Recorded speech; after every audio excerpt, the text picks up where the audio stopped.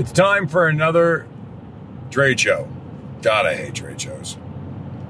Over the last 30 years of my career, I've wondered why Stadia, Glass and Door, or Byrne on Demand go in trade shows. What's the point? When you're in a business-to-business environment, you don't do much business at trade shows. So let me tell you the top 5 reasons why you go in a trade show. 1, brand value. It increases your goodwill and your brand value. Number 2, it validates your professional existence on the marketplace. Your customers get to see you in an environment where you're competing against your other competitors. Number 3, you get to see what your competitors are doing. You get to see how they promote their company and how they market themselves. 4, HR purposes. You get to see a bunch of salespeople and middle management and get to vet and figure out if there's somebody in that marketplace that you'd like to hire. And number 5, you get to actually see your clients. I'm Tim Byrne. This is Tim Byrne Almost Live. See me down at PM Expo, Toronto, Ontario, Canada, December 4th, 5th, and 6th. And this is Wednesday night. I am your drive home. And I will see you on the backside.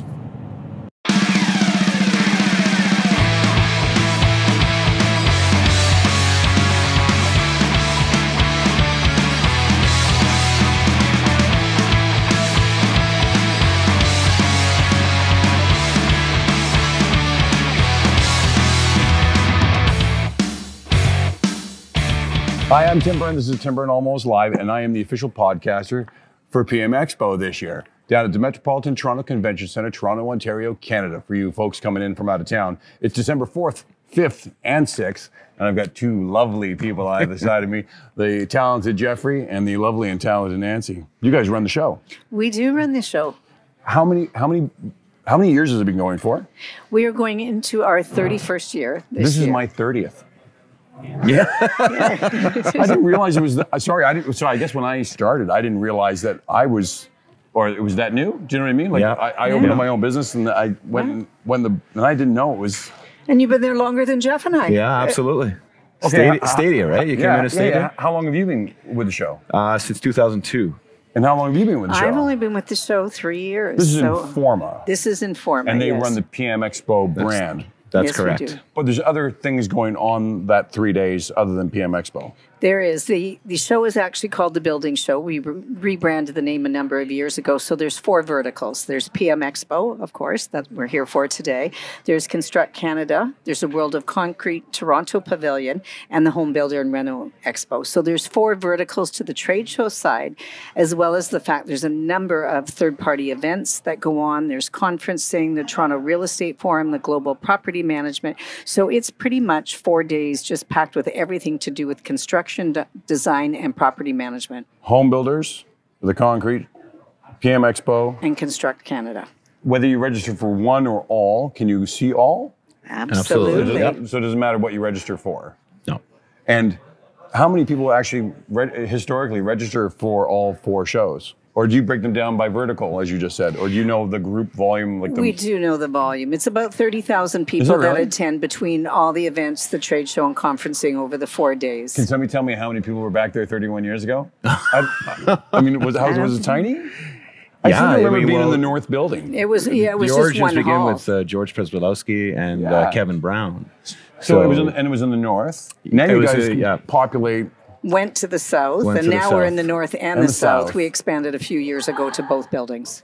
So how many booths are there in its entirety for these 30,000 odd people to see? There's over 1,000, I believe. Yeah, right? Right around 1,000. 1,000 booths. Mm-hmm. Yeah, for both the north and the south. Mm-hmm. Okay, so I'm going to ask and I'm heavily involved in the property management side of the business. Mind you, a lot of my friends are in concrete. I don't know why, but. On the property management side, I've heard property managers tell me that it's the same old, same old. So what's coming new this year? Well, we've got a big immersion of technologies coming in. There's a lot of new technology that's focused on what we call prop tech and smart tech buildings. And so there's a lot of that that's immersing into the marketplace. So we've created our own dedicated pavilion towards that. So that's going to be a real, what we're trying to do is attract not only the property managers and building owners, but also the chief technology officers that are associated with these organizations so that they can come in and sort of understand the type of technology we're bringing into show. We're trying to draw another market, right? You have to always be constantly evolving in trade show business. So that's what we're Do you think there's looking at doing. Do you think there's been evolution in property management where it used to be a screwdriver and now it's a cell phone? Technology driven? Absolutely. I say cell phone, but a smartphone. And what you're saying. efficiency and everything else. It's a huge shift. And so as what Jeff referring to is called Buildings Connect, and it's a feature showcase, which will be integrated into property management side as well as construct and in the home builder side. So how's that going to look for the property manager walking into the facility? Is it video screens and people interacting with the technology? Is there apps to be downloaded? Is there presentations on it, or is it interactive? There will be some interactive within the booths. I mean, each individual exhibitor gets to choose to do what they want, but we also have a whole technology stream in terms of the conference and programming more than one exhibitor and different things. for the technology side. Oh, That's right. several exhibitors. Yeah, it's immersed in all the different shows that we have. So all 4 events do have an element of technology in there. Is this everything from smart washrooms to Anything. HVAC control, You name it, yeah. water management? Something from like the courier industry is a bit more of the smart couriers out there now with You have a component of the show. yeah, and they with have logistics and courier. Yeah, absolutely, services. making it smarter. It's I don't know the ifs, ands, and buts about it, but I do understand that it's an emerging industry. And we also have what's called videos, the videos that are inside elevators and so forth. That's in regards to this technology, prop tech, EV charges. What's an EV charge? EV chargers. Oh, okay, absolutely. Yeah, So electric vehicle chargers. Yeah, absolutely. So. It's funny too, as the years have gone on, people used to walk around the trade show floor like they were at a flea market. Mm-hmm. And I think today, especially with millennials, we have to find a place, and I know PM Expo already has the population to do it, and we had to find a place to entertain, not just propagate our staff, but actually entertain people as they come by. People want to be entertained now. It's that customer experience, 100%, which has totally changed from. It's totally changed. I've been in the business of trade shows for over 25 years, and you're right. People used to stand there with a table and have one of these, and have brochures right? and pass out brochures. Now it's all about engaging the client that's there. Super interactive, and I think people doing in-booth demos. Yeah. Lounges, networking lounges. New this year, we have the Career Hub, which is going to be brand new. So we're trying to do matchmaking between graduate students and young professionals because there's such a shortage of construction industry. Go ahead, so that's interesting. We're really excited about this Sorry, I didn't mean to turn my back on you. Not a problem. Brand new feature, Career Hub. It's by Next Gen Professionals. They are dedicated to placing people in the construction trades and the construction field. So that's primarily who they work with. So it's an area, again, trying, as Jeff said, to bring in new audiences, to bring in the younger demographic. So they're going to be able to go there. They're going to meet with potential What a great employers. idea to combine a job fair orientated. I know that's an old school word for old people, but a job fair mixed in with the show. Giving them a bit of education where there's going to be 5-10 minute little blurbs for them. They're going to teach them how to, do LinkedIn properly to attract, because so many people are on there. So there's all going to be little sessions for them as well as matchmaking, and then we'll give them an opportunity and a roadmap to kind of walk around and experience the show, because it's a big show between two buildings, and how to kind of facilitate themselves around it. How do you promote people to make it from the south, like going from the south to the north is like driving from Barrie to Toronto. How do you get? No, it's a big show. Doubt. How do you promote people from making it from the south building to the north, or the north to the south? How do you convey that, hey, there's an extra special thing going on the south building, or hey, there's an extra special thing going on the north? That's a great question. What we're trying to do is sort of create an element of interest for both sides. That there's, for example, the Home Builder Renovation Show has a section where those companies are actually have, in part of their vertical, focuses on multi-residential. So property managers coming from the south would be interested in going to the north to see that, because of those companies that are in there. So we promote it in that way as well. So not that this will make it to air, but you're almost like, the bridge and the catwalk. I don't know what you're going to call that. You almost want to put kiosks up there.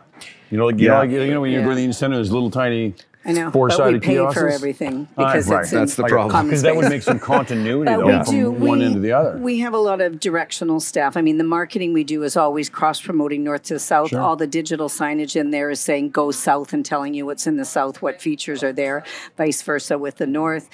We have directional staff. We have signage like crazy. So we really try and promote. When we did the show last year with Tim Byrne almost live for the very first time, I actually didn't know the north building was occupied until I left. On the Friday, I walked in, was like, holy cow, this show's it's doubled in size. Yeah. It's That's because you don't pay attention to the information we give you. I know. 30,000 people. Hopefully it's 31,000 people because it's your 31st year. That would be really exciting if you could. That would be Did you great. match those like two that. numbers together, right? 31, like that. 31. We were talking about education, and I know that Colliers is a big component this year of PM Expo, and they have their prop tech. Is it actually on the show floor, or are they promoting prop tech in an education forum? They're actually doing it in a number of ways. So they have the Colliers Innovation Pavilion, which is going to be taking place on the show floor. It's Really? 1,000 square feet with a number of their partners, everything related to prop tech. They're also do a global event that they introduced in Toronto last year for the first time at a different venue. They're co-locating it and having it take place on the Wednesday, so at 4 p.m., so opening day. And this is where they have gone through, and believe it or not, thousands of startups who have applied for this program. They bring them into Toronto for 13 weeks. They work with specialists in terms of marketing, business development, all the aspects to help to grow them. So they bring in about 300, 400 venture capitalists come in from all across the world for this event. Overall, they'll have about 1,000 people at the event. So that's taking place, and it's kind of like a Dragon's Den where they do their pitch. So they agree on the top 10. They bring them in, work with them, get them developed so they can enhance their business and take it to the next level. So it's a fabulous event. Is it just technology orientated, or is it? It's all prop tech related. Really? It's all to do with How long property have you been doing technology. this This is globally, it's been around the world, and there's a number of them that take place in all different countries. But Toronto was the first year last year, and we talked to them and had them bring it over to our event this year. It's taking place in the John Bassett Theatre on the lower level of MTCC. Can that hold 1,000 people? It can. Really? You're gonna have 1,000. What day is that on? That's on the Wednesday at 4 p.m. But that is by Colliers is very strict about having it by invite only. Yeah. And it makes sense. A number of the people that are at the real estate forum and such will be invited to it all. But they are looking So if you for call people. Nancy at 416-371-2147, you get your free invite.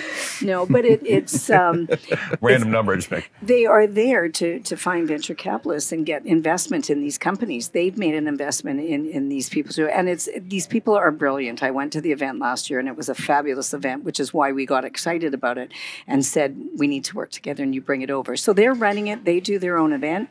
However, it's taking place in co-locating with our event. And are the people, the top 10, I take it they've been recruited over the course of a year, and then this is the year-end symposium for the top 10? And Colliers would have to speak to the Sure. I'm process, so but I know excited to talk about it's it. an application process, and they weed it down to the 10 that they want and they think makes sense. Do you think that the last 5 years and moving forward in the next 5, the millennials that are coming in, like Andrea sitting there, that come into the show space, that come into the vendor space and the property management space, do you think that the next group of professionals coming up are going to redefine the way you run the show? Yes. Absolutely. It's changing already. We're changing our ways to meet their needs. It's the old adapt or die philosophy, right? You know? Yeah, I when people come to me in my office and say, but that's the way we've always done it, I tell them they should get a new job. I think change is paramount. Absolutely. 100%. And funny enough, more so for millennials, because the truth is they're receiving so much so fast on a daily basis through the internet. Their digestion of information, that if you're not current, like really current, not just present, current, they will lose you in a conundrum of crap coming at them all the time. So looking forward, do you see like what we're doing with Tim Byrne Almost Live? Do you see more podcasts, drones, strengthening the social media channels, side of, all, but making it a live making it a live person-to-person interaction. Yeah. But using technology behind it to run it. Absolutely. Yeah, like maybe using this is just thinking off the top of my head here, but using like Instagram to sort of promote the show, and when you're there live, telling people to put stuff on Instagram, promote the event that way. These various. It'd almost be good, and I'm talking like I work for Informa, to go to the Instagrams, go to the Googles, go to the Facebooks. They all have offices here in Toronto, and get them to interact with the show. Right, to help develop those potential streams. Yeah, and this isn't just about your revenue. This is about bringing everybody together. Absolutely. Probably one of the biggest things we've had happen, and this is why your show is so good. There's been a massive disconnect in the human experience. Yeah, and what your show does is bring back that human experience. Face to face is what we're all about, and that's why trade shows will survive in this crazy world of getting so much information. They're saying you see something like 2,000 ads per day. We all see on a daily basis. But that face-to-face is extremely important. You can't sign a multi-level deal over the phone, right? You need those interactions. Well, we've really put ourselves in a position where, and I'm going to speak out of turn, but I think there's a whole generation that has a little bit of anxiety about the face-to-face interaction. It's probably more reason why those round tables, those education sessions, things like what Collier's doing with PropTech, and bringing the people together rather than not communicating by Skype or by Instagram or by Facebook messaging, but actually bringing people face-to-face together, because it'll encourage critical thinking. It'll put ideas and faces and the emotional intent behind the idea. Sometimes half the problem is the passion is lost in the internet, in social media. There's no passion, and Informa and property management and that show allows people to have passion, whether at their booth or whether in those education sessions. How many education sessions are going on over those 3 days? There's over 250 sessions going on with over 500 speakers. Are the sessions broken down by each type of by trade each show? vertical? Absolutely. Yes. Because certain ones only apply. There is some crossover between some of the verticals, but specific. Certainly there will be a technology focus in all aspects of the verticals, for example. But there's a variety of different ones. It's whatever the hot topics and trends are in those particular verticals. By the way, you guys own a pile of shows globally. We are the largest trade show producer in the world. Yes, we did an acquisition last year of UBM and became by far the largest. Can I ask how many trade shows do you do globally? Do you know? Over 500. Last I heard was 527, but I know we've done some future acquisitions. That's a lot of trade shows. It's a lot of trade shows. You folks only handle stuff in Toronto or in Canada? We, Informa is also out in Vancouver as well. Jeff and I work with the Toronto construction shows.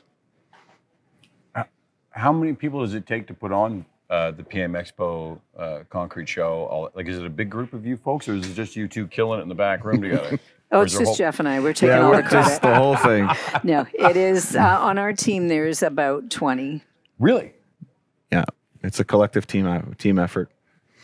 And how many shows does that 20 people manage in a year? We do 4 shows, 4 construction shows, but our marketing team is also shared with all the 20 real estate forums that another division produces. Do you still publish paper, magazine stuff to go out with the shows, or is it just like that little brochure that we had?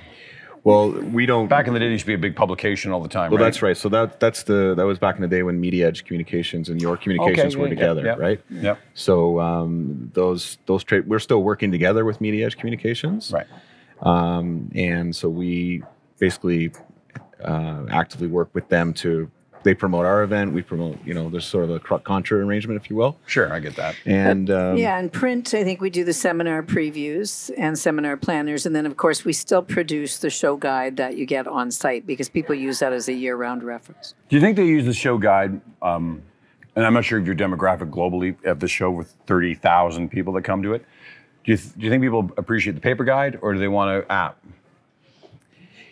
Combination of the both, I think. Yeah, some people it's a really want, good question. Do you have an app for the show guide? We don't have an in the app past. anymore. We stopped it. Yeah, right? We were not getting enough uptake on it. It also, when you have that many people and you're in the basement, when you are down in the south building and in the basement, Wi-Fi can get a little convoluted with the amount of people that are there. With getting installing one of these apps is to do it outside of the building.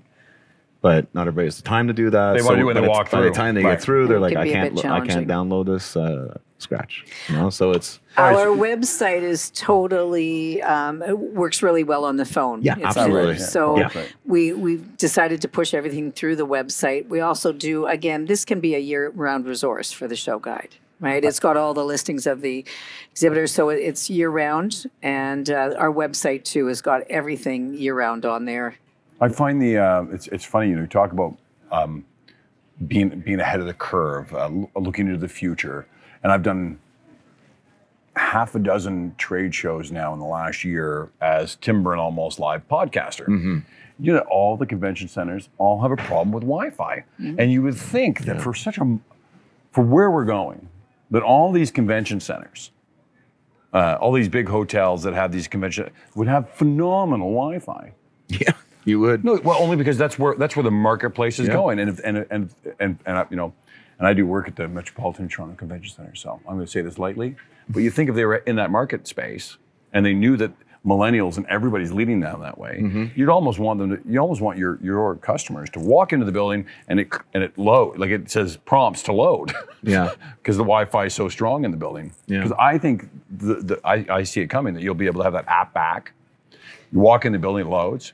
And I write in that I want to see Tim Byrne Almost Live, and it gives me walking steps to it. Mm-hmm. Yeah, absolutely. Because probably one of the things that I hear from property management side is I couldn't find you. And even if they have the number and stuff, the show's so big, like they spend their time and they're in the middle of conversations, and people are, hey, how are you, blah, blah, blah. And I've had guys go, okay, it took me an hour to get here because I lost my way and then I couldn't find it. And if they hadn't had the compass guide themselves all the way there.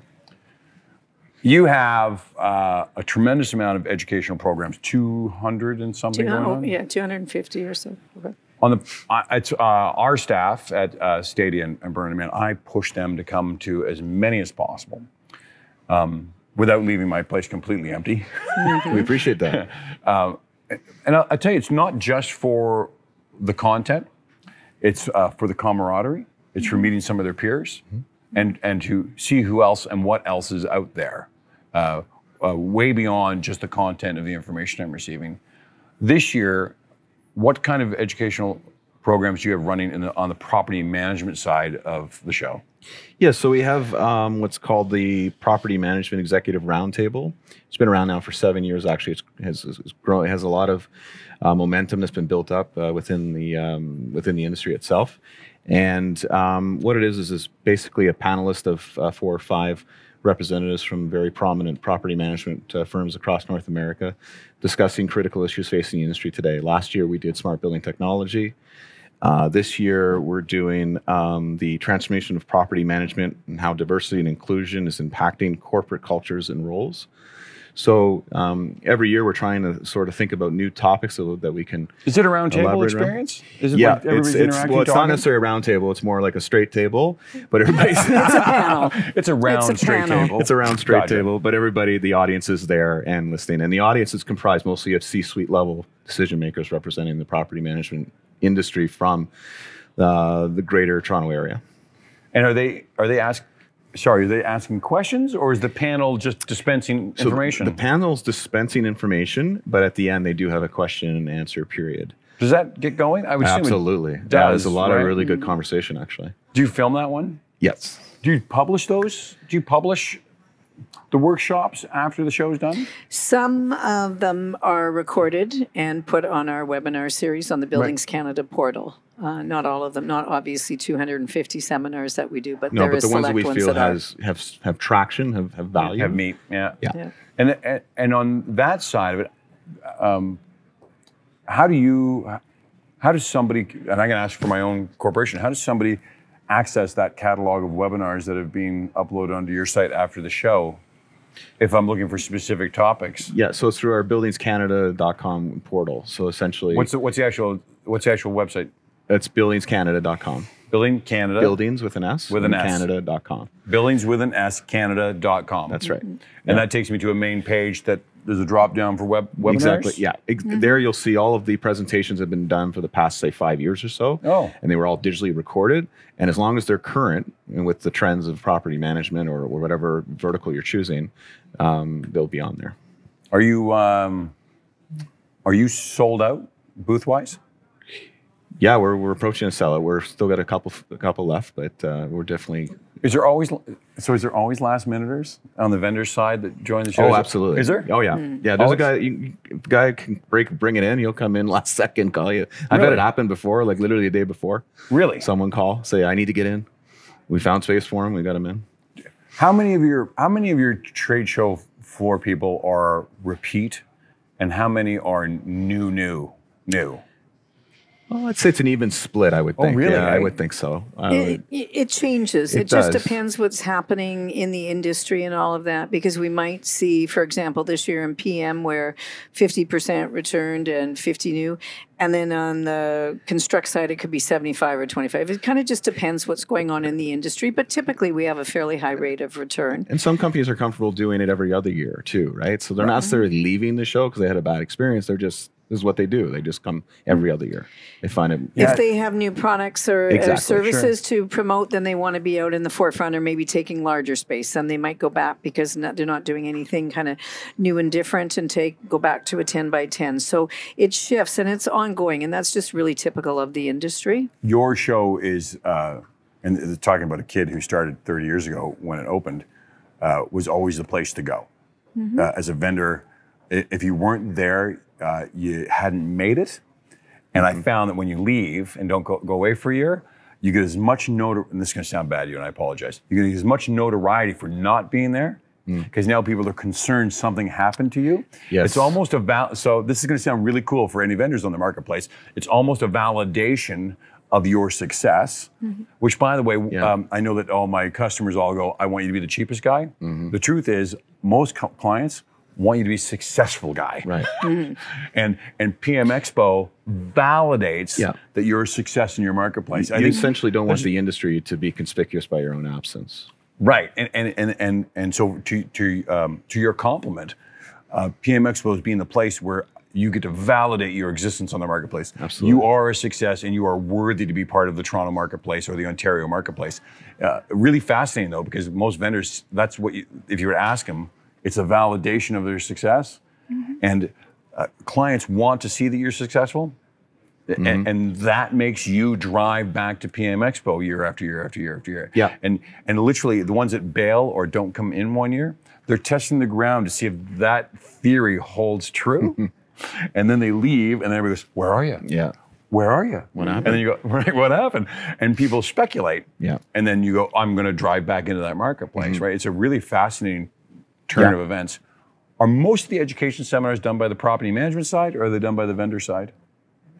The workshops. Well, most of them are done by the association side, right? I would say. Yeah, a lot of them are the various associations. They drive some of the content. Well, let's talk about it. What associations are part of the show? BOMA, BOMA Toronto. BOMA Toronto. BOMA Ottawa, BOMA Toronto, BOMA Canada. Are they all independent activity? Yeah, we deal. I know they're independent associations. But we deal with activity? Toronto office, obviously. Right. And then FERPO's involved with the property management side. FERPO. What's FERPO? Tell me Fair what Rentals Policy of Ontario. Okay. Yeah, I've never actually heard the There's acronym ACMO. spoken. There's so many. We're involved. Actually, the show overall is ACMO, FERPO, BOMA, NAOP, GTAA. GTAA. you know, and then on the other, we have the Canadian Green Build. We have the concrete associations, two different ones. Yeah. So overall, there's over 30 associations that are involved with the four verticals of the show. And then we have on the other side, in terms of media and media publications, we have over 30 as well that we deal with. Sorry, publication, website, trade magazines, trade magazine, and various print? things. Yeah, so that's 30 how we magazines? over 30. So between the, I'm going to ask another question. Yeah. Who's traveled the farthest to come to the show here in Toronto? Like, do you actually know that somebody's come from Halifax or somebody came from Vancouver? Oh yeah, there's or been New people York, from Halifax for sure. New York, definitely. Boston. Like, do you get people from far away coming to the show? We do. It's typically more of a Canadian show, Sure. but there is people from the East Coast to the West Coast, and certainly the Midwestern states, and we also have an international component. I mean, we have over 50 international exhibitors, and sometimes we get delegations, and we have an international business program nationally, this is the show to go to. and matchmaking programs as well. Yes, Sorry, matchmaking programs? for international business. Oh, for the grad students and such. No. This There is you go. Sorry. international business. You silly. You stay quiet back there, Mr. Director. It's okay. International Business Program has a matchmaking program. So if people are coming in from other countries that want to be matched, and we do a whole program with internationals that runs. So there's a luncheon that takes place. There's a All right, matchmaking. let's go backwards. What do you mean matching executives, people, or matching corporations? Corporations, right? To certain countries are coming and want to export or import. So they're meeting different business people to do that. And you're setting up luncheons for those? We have one international luncheon. We have an international networking event. How many people would come to that one? The luncheon is usually about 150. So you're getting, on that level, you're getting people from Europe, Asia, coming All over. into Yeah. Toronto. All over. Wow, this show's far more broad than I thought. I really thought it was a local Toronto show, but it's really a I mean, national, we're looking to global, also national, increase that in the future that as well. presence of Yeah, the we're- global marketplace. We're working we don't with wanna be we just work called with the show trade for- commissions all across, and we have a number of international agents that sell the show for us throughout Europe and Asia. Really? So do you have any international vendors that have come from Europe to be here for their product? Do you know what I mean? Like an outside vendor not from Toronto or Ontario? Oh, that's come- over yeah. 50 of them. Yeah, Really? They come Yeah. in with product, like Absolutely. they're actually Yeah. on the Certainly. floor with their stuff. Yes. Yeah, we have outside Canada that have come Okay. in. we have an Over- internal international division that's working on that. And, Really? yeah. Yeah, we have a dedicated person that works just on international, and then with all the works collectively with the agents all across the world. I want to know from both of you as we wrap up, while we're sitting here in Collier's head office in Toronto, Ontario, Canada, what's the weirdest thing that's ever happened at a trade show? Come on, the funniest that you can say on the air. And we'll cut it out if we need to later. What is the funniest thing? Hang on, Nancy. Jeff, what was the funniest thing that's ever happened at a trade show? Well, the best memory I have of being in this trade show for the number of years I have been is a company called Crown Roofing. I don't know if you want to mention that or not, but No, it's okay. We'll beep that they out. had they had a fashion show that they wanted to sort of bring onto the show on the show line, and it was ladies of the evenings, put it that way, and it was terrible. Awful. It was horrendous. And it was Inappropriate, right? Inappropriate. We had no idea they were doing it. That's inappropriate We 20 shut years it- ago. That's we shut inappropriate it today. down immediately. You didn't know it was going to The- go on. The Springfest show that I also produced had an event, a similar fashion. A well-endowed lady was distributing a chocolate fountain. We had no idea that was happening either. We had to shut Sorry, that down. we're going to cut that out. Explain it again. What do you mean she was a chocolate fountain? I got to know. Don't worry, we'll cut this on tape. I think Nancy wants to know too. We'll cut this out. Go ahead. What do you mean chocolate fountain well endowed? So she was basically over the fountain. It was pouring out, and her breasts were heaving out. Oh my goodness gracious. It was Who's insane. babes? Who stops Well, I that? gave Is that another your, is that meeting your to the job to booth stop babes that? there. Yeah, it's. Is it your if job we to find walk up? out, we Okay, got to excuse shut me? it. We got to shut it down. At the end of the day, the It way should it be works, clear- you can do what you want to do in your space. But there are some You limitations. are supposed to. You are supposed to let show management if you're doing demos or interactive types of things, but And many stay with people the side do of not moral relate. This was a that. demo of another sort. But yes, we have to make Okay. sure that would be.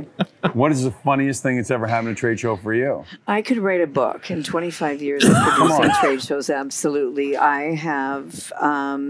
Couple memories of exhibitors fighting with each other. Like fighting? Fighting. Like fighting? Like, Physically fighting in moving in one love it. show. Another one, competitors who had been down at a conference in the States and came back, and one of them was telling stories of what went on, what goes on in Vegas stays in Vegas, but apparently didn't. And during the middle of the show, one female walked up to her competitor and slapped him right across the face on the floor. Not a word of a lie. Wow. that's a showstopper, That's a right? showstopper That was right a there. showstopper. Literally. Absolutely. Absolutely. I mean, I the tell best you, story ever, though. The best story ever was That wasn't the best? No, the best story ever was a consumer show I was producing, so a public show. And it was really a takeoff of the Toronto Sportsman's Show that happens here in Thunder Bay, or in Toronto. And this was in Thunder Bay, and it was this big show, and it was the very first year. And my daughter, who was 8 at the time, came over to me on the final day and said, "Mommy, you have to see there's a man doing something he shouldn't be doing." And I'm like, "Oh my goodness, what the heck is he doing?" Lo and behold, is this guy about 6'4" walking down the aisle with a trench coat on. You can imagine me when my 8-year-old daughter pulled me over to the wall. However, inside his trench coat was fishing lures. He was suitcasing and trying to sell on the show floor. Needless to say, 5'3" me ran over to him, hauled him off the floor, dragged him out Tell of me there. he was dressed, though. Oh, of course. He was just... I was worried that the coat was open. No. He was showcasing and trying to sell, but of course hadn't paid for space. So I hauled him off the show floor, dragged him out, had a few choice words for him. Next year, when the show went on sale, he was the first exhibitor to buy a booth, and to this day, he's still in that show. Really? Yes. That is super funny. It's a great story. It's Great amazing. story. Like all these the TLC network, all these reality shows. They haven't done one for trade shows yet. I've always said I'm going to write a book. There should be one for a trade show. 100%. Do you Can you imagine all the different trade shows that go on and best- all the And the lunacy stuff that that takes goes on place? behind the scenes that nobody And knows it's about high, when you're it's high in move in, intense move too. out. It's high intensity too when you're when it's showtime. I'm Tim Byrne. This is Tim Byrne Almost Live. You can always call me on my cell phone, and I'm not scared to give it out. 416-984-9045. I'll get a hold of Jeff for you, or I'll get a hold of Nancy for you, and I'll help you find a space in the back of the show. We're going to see you down at the Metropolitan Toronto Convention Center, December 4th, 5th, and 6th for PM Expo. Take care. Well, it was Tim Byrne Almost Live. I got a sty in my eye. That happens when I'm under pressure or a little fatigued from work. PM Expo, the 4th, the 5th, the 6th of December. And remember, when you're walking around a job site, wear a hard hat. You could get thugged in the head really quickly. Stick your head above the foxhole. Make sure you're wearing a hard hat. See you later.